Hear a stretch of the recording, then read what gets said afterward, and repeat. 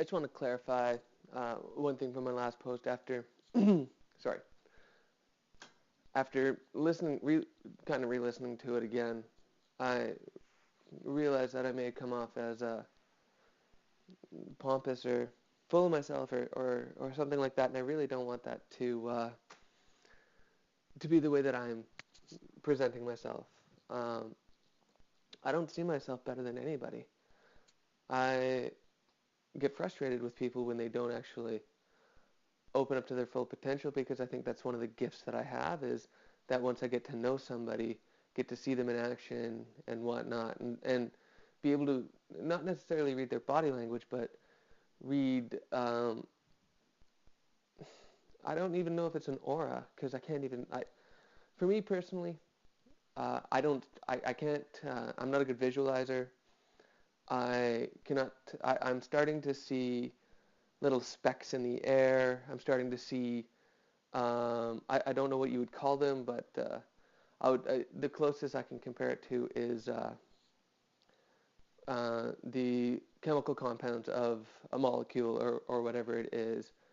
And I can start seeing those in the air, but for the most part I can't see auras. I don't see dead people around me. I don't see UFOs. I don't see ETs. But what I do have, and I think which is something that is either equivalent or perhaps, well, at least to me it's a stronger gift, is the ability to read hidden messages in thoughts and whatnot, like in movies in particular, sometimes in books, but also in people. And I can see within them and understand their full potential, and not necessarily in the job that they have or in what they're pursuing, but more in the spirit and who they are. And I think in time I'll be able to pull that out of them. And the thing is that in order to do that, I need to have maximum confidence. And the only way that I'm going to have maximum confidence is uh, if I believe in myself fully. And so that last recording was just me believing in myself to the fullest extent. And the truth is that, well, there's such an easy catch-all phrase, isn't it? The truth is. The truth is that nobody actually knows the truth. That's the truth. We are living on a planet that we think is physical, but it may not. We are living in a reality that we think is physical, but it may not, considering that the majority of our senses are all done by electrical impulses. So the truth is that we don't know what the truth is. Bottom line, that's your baseline and whatnot. Now we can have hypotheses, we can have theories, we can have, spiritual awakenings and whatnot, but the truth is that we don't really know what the truth is.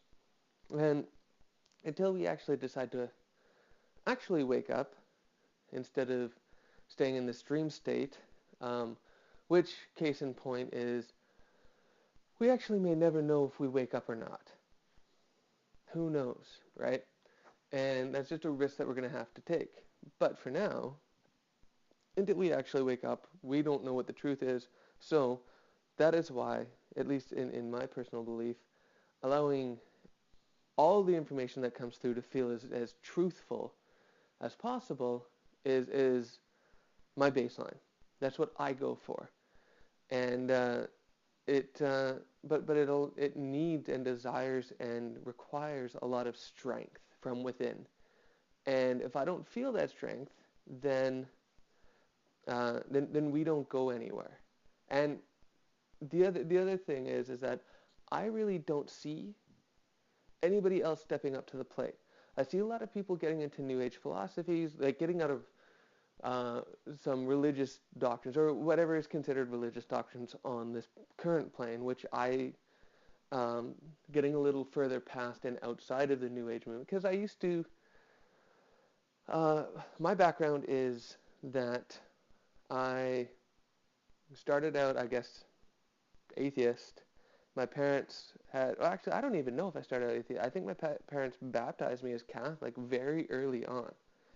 Um, and then we got out of that and we were, I guess, atheists for a while, but my mom was still kind of spiritual and whatnot, and I don't know necessarily where my dad landed.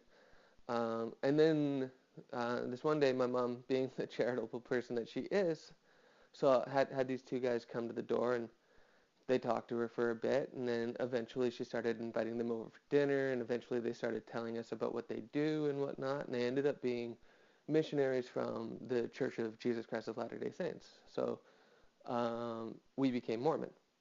And, I didn't actually have too many issues with what the belief structure in there. I mean, there is some really wonky stuff, and they still believe in the Bible, which, give or take, is either good or bad, who knows. But what really drove me away from the church, which drives me away from a lot of stuff, is the people. And I didn't necessarily align with the people. I didn't think that they didn't practice what they preached. They, and for a lot of it, the kids, I think, between the ages of 10 and 13, so really at a stage in my life where I was looking for guidance and looking for leadership, and here I was stuck with these Lord of the Flies kids, and they were just terrible human beings, at least at that time, or at least that's the way that I saw it. Now that's, of course, another judgment that I'm making, but that's what drove me, at least, to want to get out. And actually, maybe I was a little bit older, because I remember still not, actually, that's not true. I mean, I might have been between the ages of like 11 and 14, but their belief structure of not drinking stayed with me until probably the age of 18, 19, where actually, yeah, I would say 18, on my graduation night, at a graduation party, I finally had my first sip, and it was a Mike's Hard Lemonade, and I didn't necessarily like it, but I eventually, got into beer. I got into vodka, whiskey, gin, rum, and now I've been successfully sober. Not that I had a drinking problem at all, but I've been successfully sober since October, like mid-October or late October of 2014. So, but that was something that the Mormon Church, instilled in me, and that was a value that I thought was good. It was just the people that got me out. So, and then as I moved on, I had all of these. I have people in my life that have been very, in a sense, new agey, but like on the cusp of like being more than that. And because I'd just been getting out of a relationship with one religion, I didn't necessarily want to just jump into the bed with another religion or whatnot, or another belief structure. So, not thinking that it was a belief structure, I went pretty atheist, and like above and beyond atheist, where God didn't exist in any facet, not even just a Christian God, but like source, any of those things did not exist.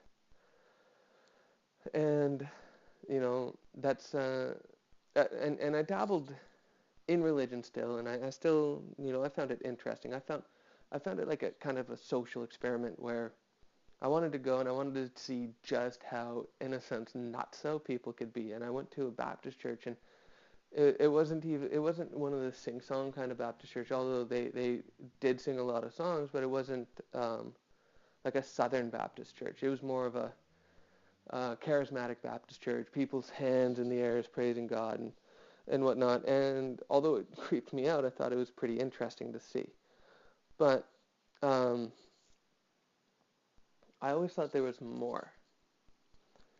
And as I've and then so I went back into being pretty atheist, and I was atheist up to, oh God, I gotta say at least 2012.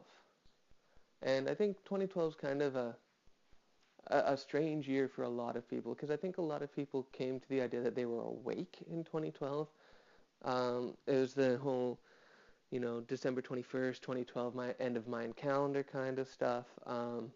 That not necessarily for me, but for a lot of people, and they think that they're awake, which I explained in the previous episode, that we're not necessarily awake, we're just in the next level, that we're in another, and we've moved up a level in the dream world.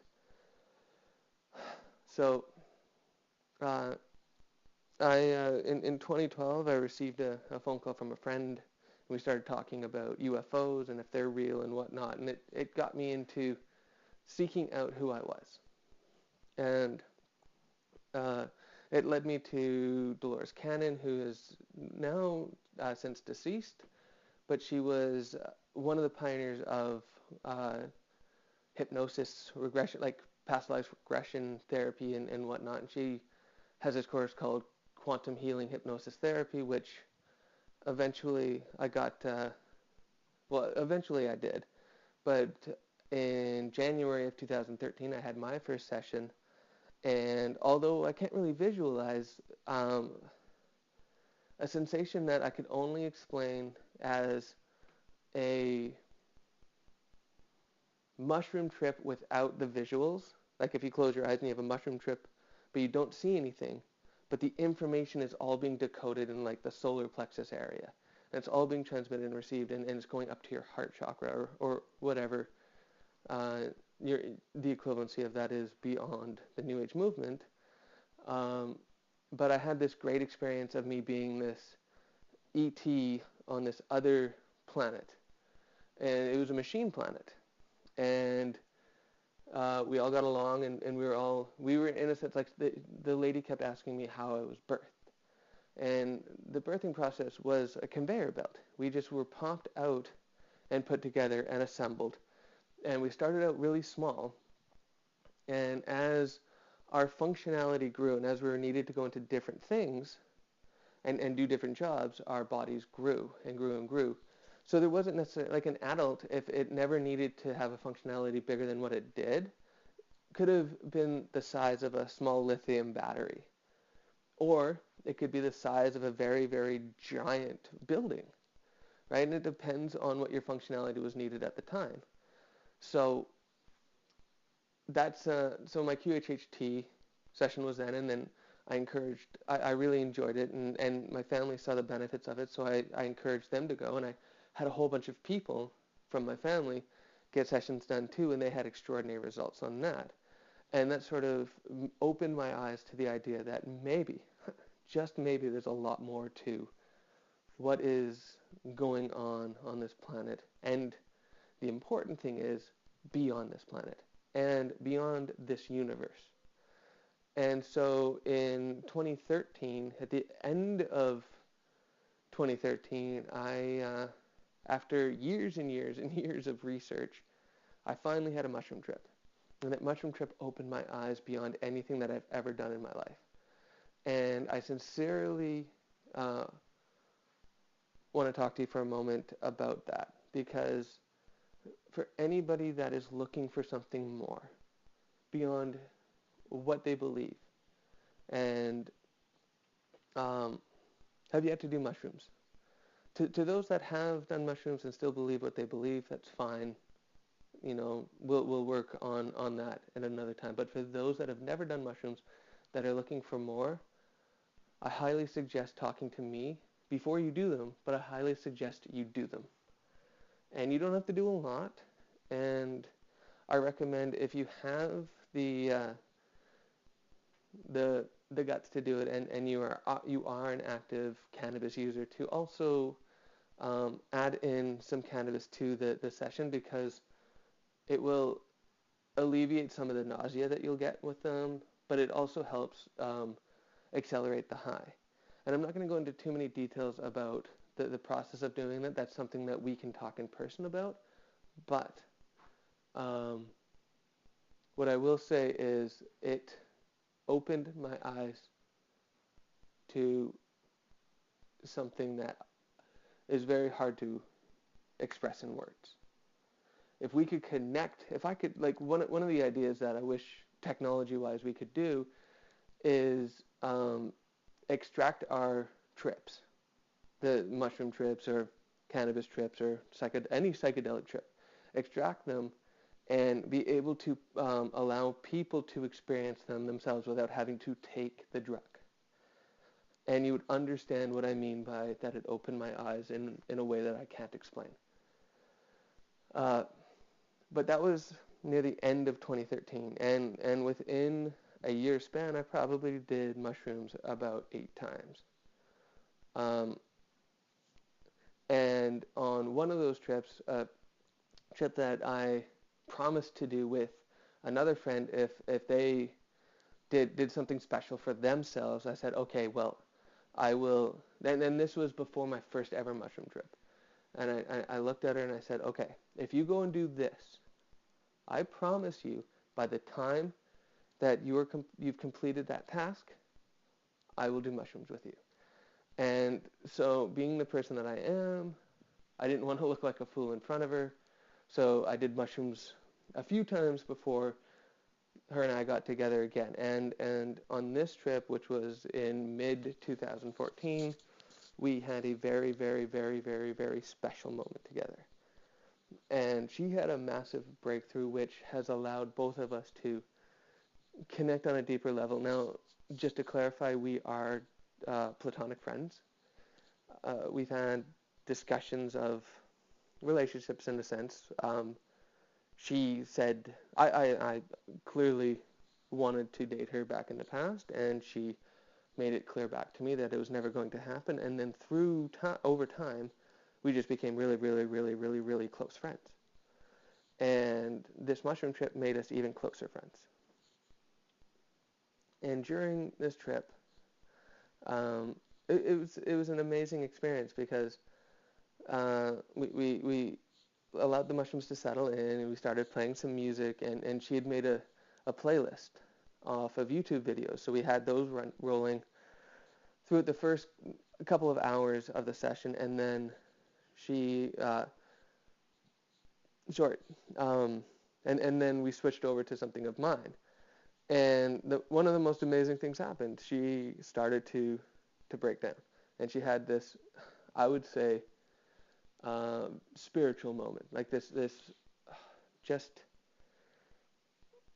the like, in a sense, touching God moment, which for anybody that has, like, she experienced what in the psychedelic world is considered ego death, which can be very, very scary, but it's very, very it's an experience that you will never experience in your waking life, if you probably, unless you were very attuned to what's going on and into the spiritual realms, you'll never experience that in just your waking life. And she's talking to me, and she looks at me, and she's just like, God exists. But not in the facet that Christians think of it, but in the idea of it being an energy source. She looked at me, and she made her hand into a triangle, and she says, I understand why people do, like, make the triangle symbol. She says, it's to give praise to God, right? And from that moment, something inside of me clicked, and it almost, and from that moment, and that's why I say my journey has been about 8 months of just, like, complete and utter, like, just, if I'm a fire hydrant, the water just continuously rushes in, and when I push it out, more water rushes in, and I push that out, and more water rushes in. It's from that moment. And what I realized is that there's definitely 100% more going on than what any religion on this planet, including New Age stuff and science, alludes to. And the thing is that maybe the reason why they can't allude to more or talk about more is because they're not willing to go that distance. And,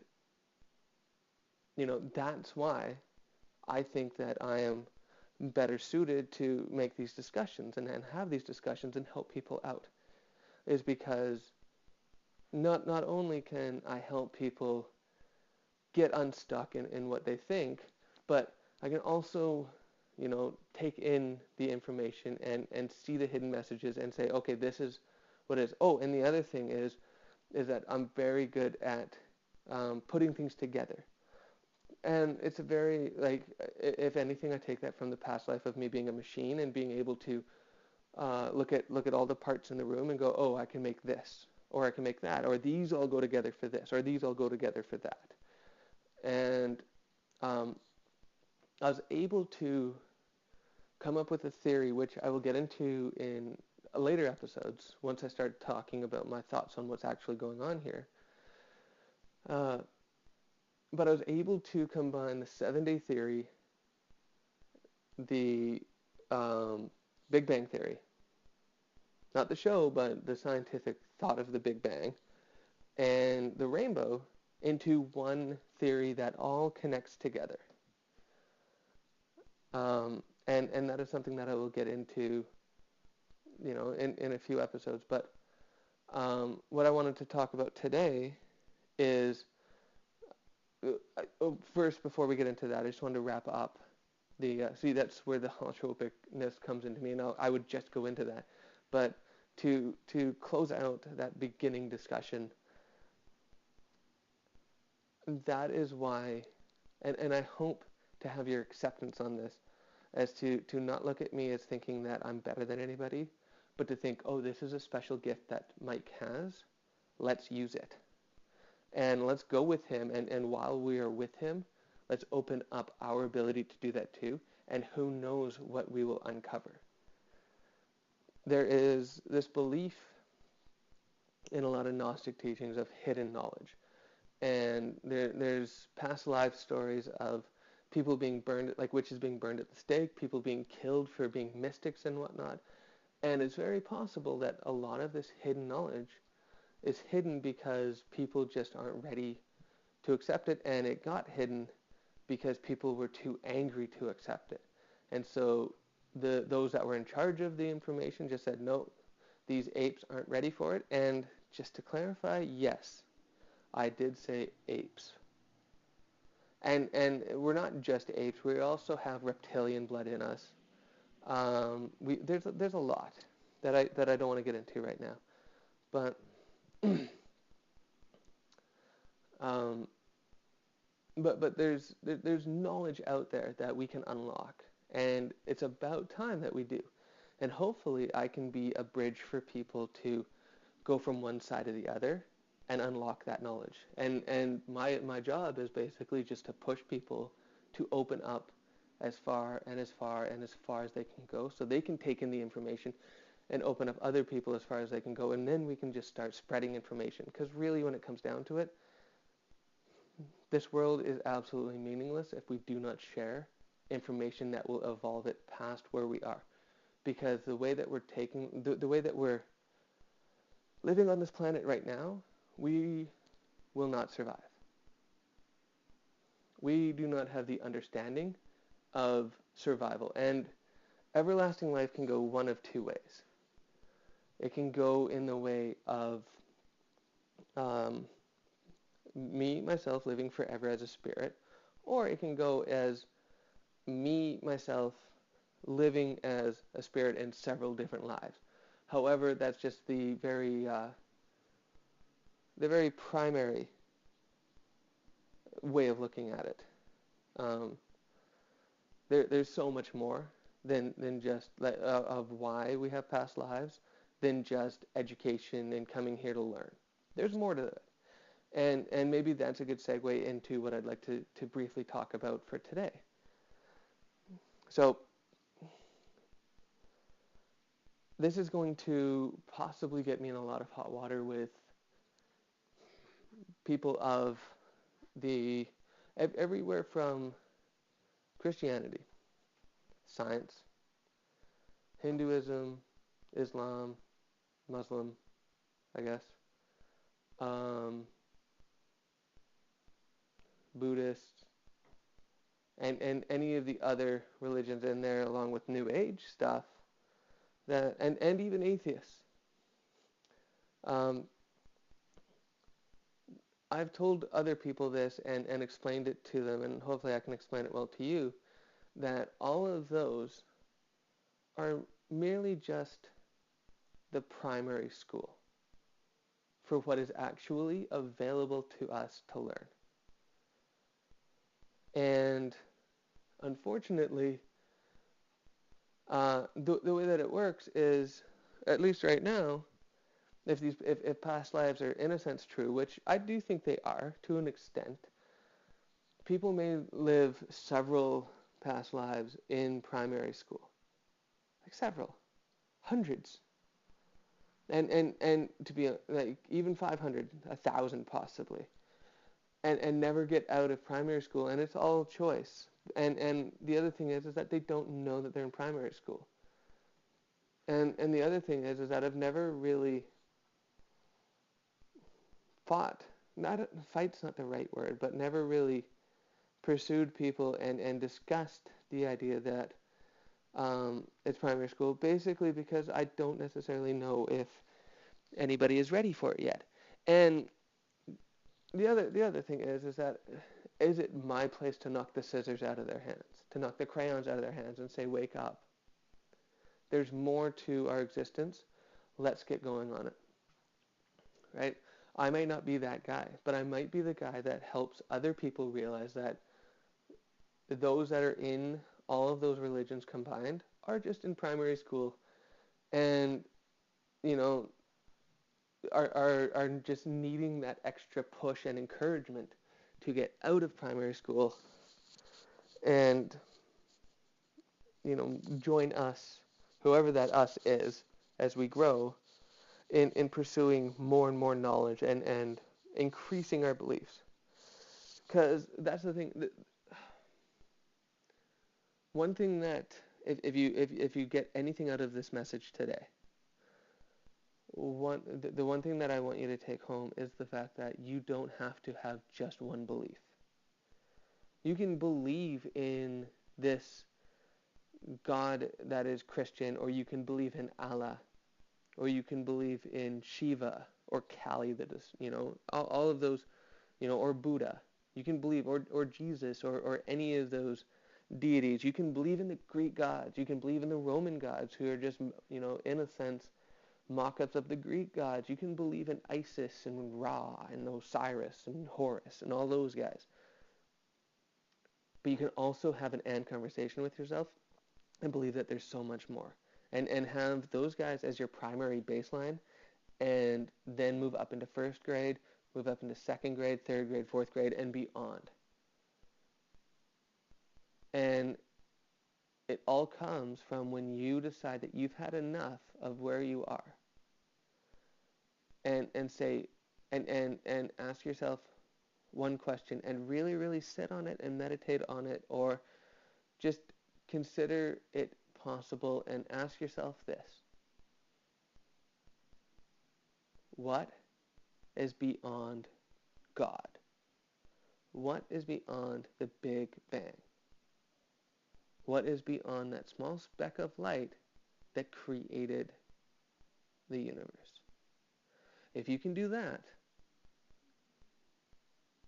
you will start getting a wave of information that you may not be ready for.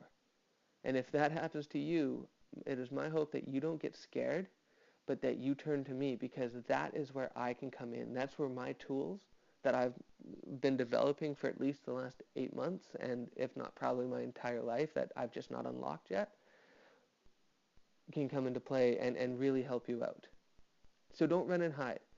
The moment, because in all honesty, you can't anymore. The moment that you open up to the possibility that there is more, it's very, very hard to go to make the box that you just made wider smaller. And it's not worth it. It's not worth trying to fit. Like, it's basically, if you take a box model, right, and like I said in the last video, like you take a really, really small box, and you go outside that box and you grow as a being, unless you make that box wider, you can't fit back into it. So the moment that you ask that question and you start filling up with more and more information, your being gets bigger. And you can no longer fit into the box the way that it is. However, you can make that box bigger, but you cannot go back. And that is a very hard thing for a lot of people to, and that may be where the fear comes in too, of not wanting to leave primary school, because they know deep down that the moment that they look upon the question of what is beyond God, what is beyond the Big Bang, what is beyond that speck of light, they may actually Like that may actually scare them because they never get to go back to who they used to be. And if they do, kind of like Cypher in the Matrix, they have to pretty much lose everything. And it's not worth it because there's so much greater things in the universe than what we can see. Our sixth sense is alive and well in us, and we just have to activate it. But it doesn't become as active as it could be until we choose it to. And it all starts with that one question. What is beyond God? What is beyond the Big Bang? What is beyond that speck of light? So for those of you that are still very religious and want to stay that way, that is your choice, and that is, for now, acceptable. And you can be as pissed off as you want about my choice of word as acceptable, but I'm absolutely okay with using what I just said. It is acceptable right now. But as we move further into the evolution of technology, those religions are going to keep you trapped. And those religions also include science and New Age.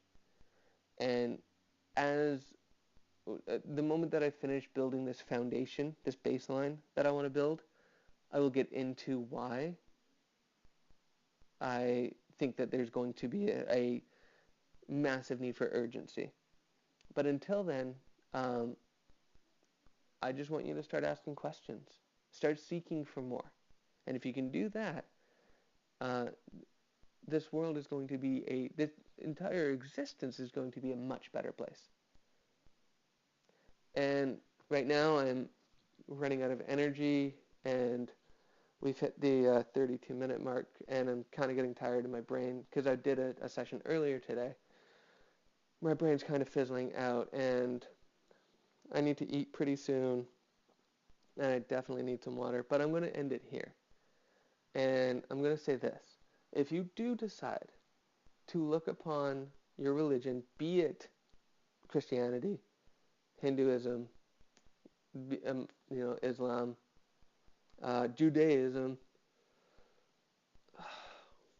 Buddhism, New Ageism, or atheism, or agnosticism, or Gnosticism, if you do look at them and go, oh, maybe they are primary, what else is out there, and you need help in that, give me a shout.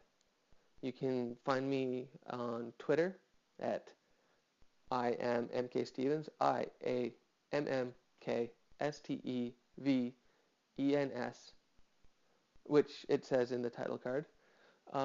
You can find my contact info on ruggedDiAMOND.com, ruggedDiamond.com, also on the title card, and we can go from there. And I will do my best, my very best, to get back to every single one of you, because we're all in this together, guys. So until my next episode, I hope you have a wonderful evening, morning, day, whenever you listen to this, and I hope to eventually hear from you. And I wish you all the best. Goodbye.